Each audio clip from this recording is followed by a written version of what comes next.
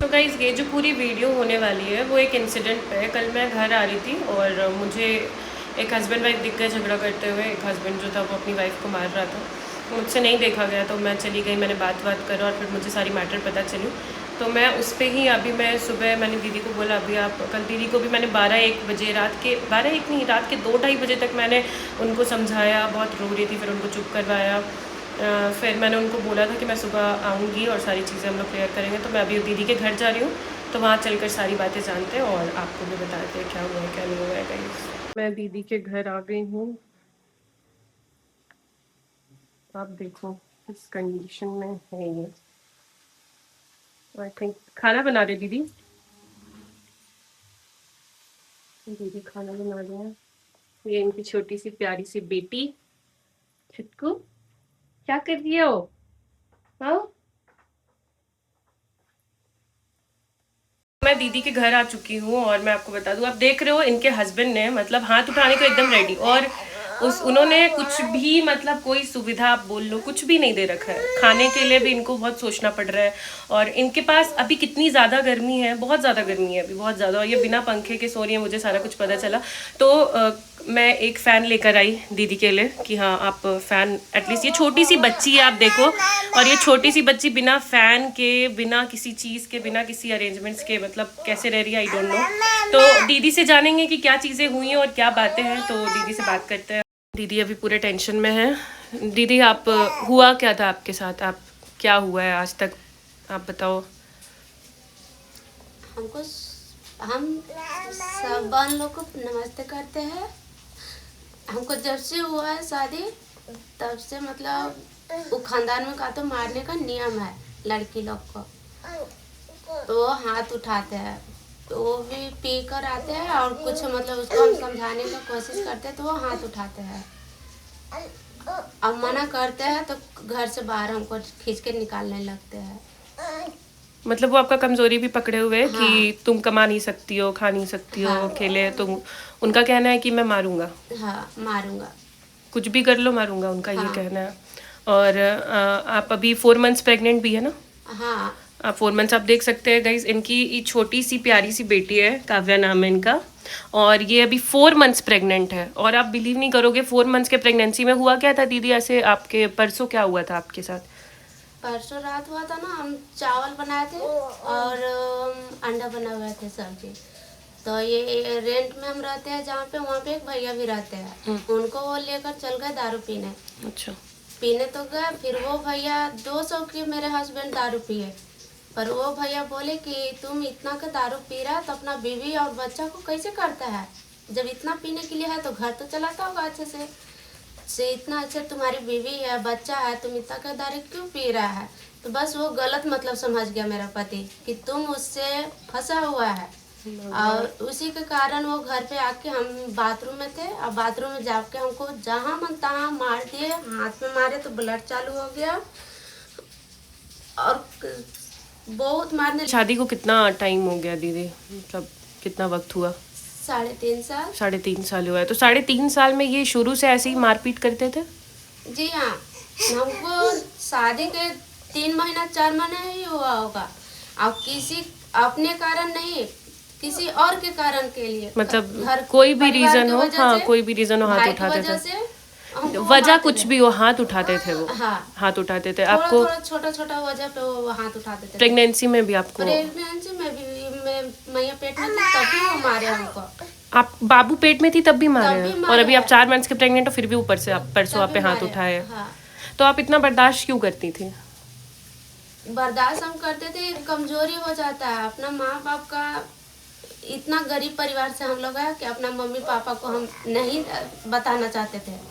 और अपना दुख कभी नहीं बताने गए अपना मम्मी पापा को। यहाँ तक कि मेरा पति हमको मार के क्यों न मुआ दे, लेकिन हम नहीं बताने जाते थे अपना मम्मी पापा को।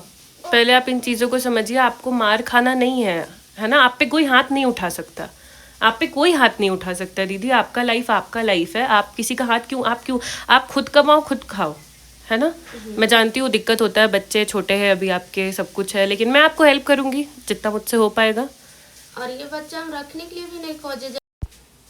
बहन समझा रही थी तो हम नहीं समझे, पर आप समझा तो थोड़ा हमको हिम्मत मिला कि हाँ, जब पति कमा कर अच्छे से खिला ही नहीं सकता है तो क्यों हाथ उठाएगा।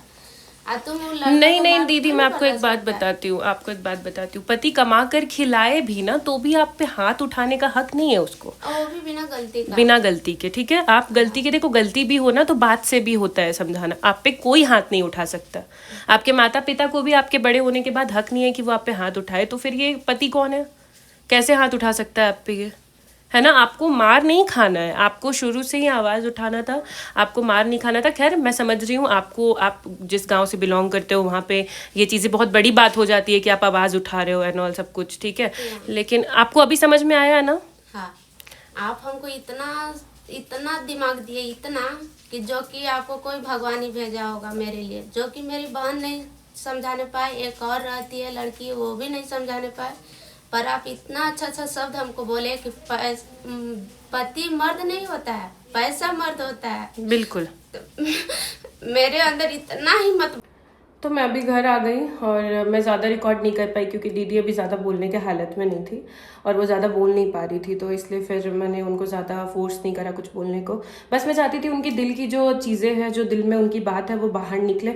और मैं आपको एक चीज़ बता रही हूँ, जो भी कोई भी महिलाएं ये बात सुन रही है, कोई भी लड़की ये बात सुन रही है, आप पे कोई हाथ नहीं उठा सकता है, आप पे कोई हाथ नहीं उठा सकता। और जो इंसान आप पे हाथ उठा रहा है वो इंसान सही बिल्कुल नहीं है, आप ये चीज जान जाओ।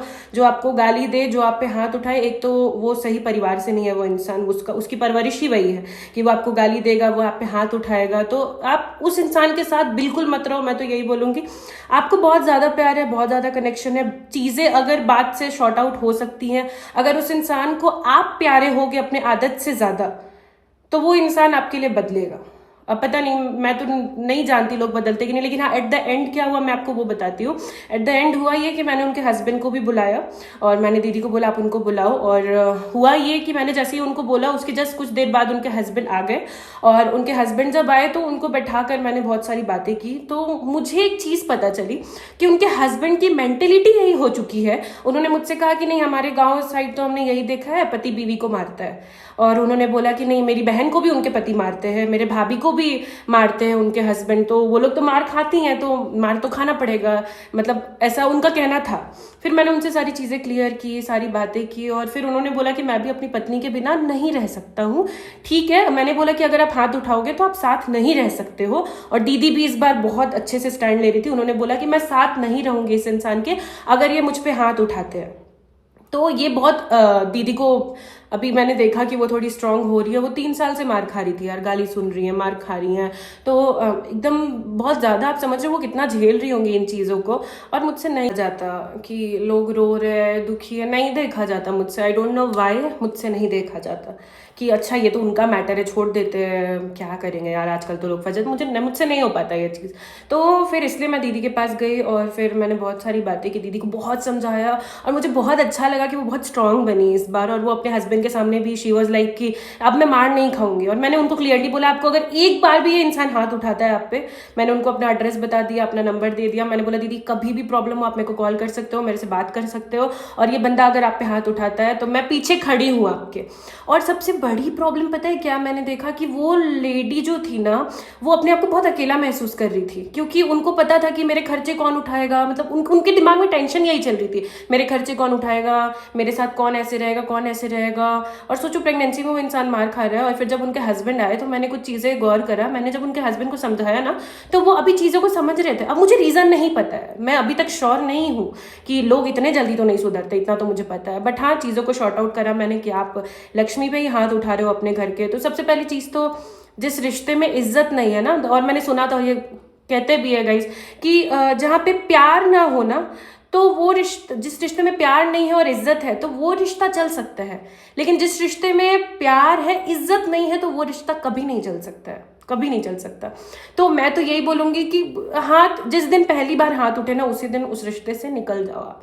जिस दिन पहली बार कोई हाथ नहीं उठा सकता, ना लड़की ना लड़का, कोई नहीं उठा सकता। और अगर उनके हस्बैंड बोल रहे थे इसने भी तो मुझे मारा, इसने मुझ पे हाथ उठाया है कल।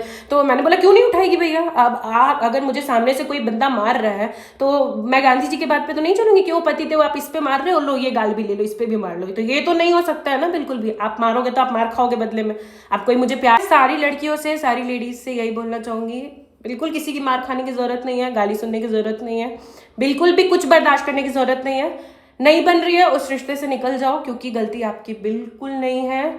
हर रिश्ते में झगड़े होते हैं, लेकिन झगड़ा बहुत प्यारा भी होता है, मैंने देखा है। तो ये जो दीदी और ये जो इनके हस्बैंड की कहानी थी, इस पे तो अभी लास्ट में यही निकला है कि उनके हस्बैंड ने प्रॉमिस करा है अभी, और मैंने उनसे गारंटी ली है कि वो नहीं हाथ उठाएंगे। और अगर वो नेक्स्ट टाइम कुछ ऐसा होता है तो मैं ज़रूर अपडेट करूंगी आपको भी, और मैं एक्शन भी लूंगी, मैं पुलिस का सहारा भी लूंगी और पुलिस स्टेशन पे दीदी को लेकर जाऊंगी, उनको रास्ता दिखाऊंगी, क्योंकि वो गाँव से है तो उनको उतना दिमाग नहीं है, उतना समझ में नहीं आ रहा है उनको कि मुझे कहाँ क्या करना चाहिए क्या नहीं करना चाहिए। गर्मी बहुत लग रही है, स्वेटिंग हो रही है, क्योंकि फिर आवाज़ अच्छे से रिकॉर्ड नहीं होगी, इसलिए फ़ैन नहीं चला पा रही हूँ, तो ठीक है।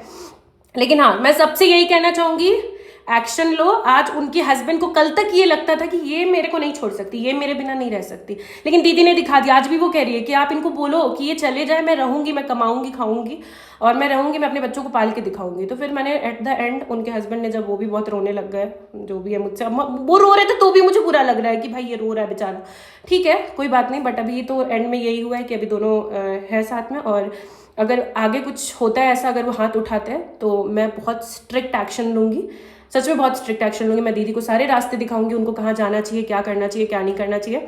तो अभी तो इतना ही, मिलती हूँ अभी नेक्स्ट वीडियो में गाइस। आई होप कि आप सब, जो भी लड़कियां अभी तक मार खा रही होंगी, गाली सुन रही होंगी, वो एक्शन लेंगी और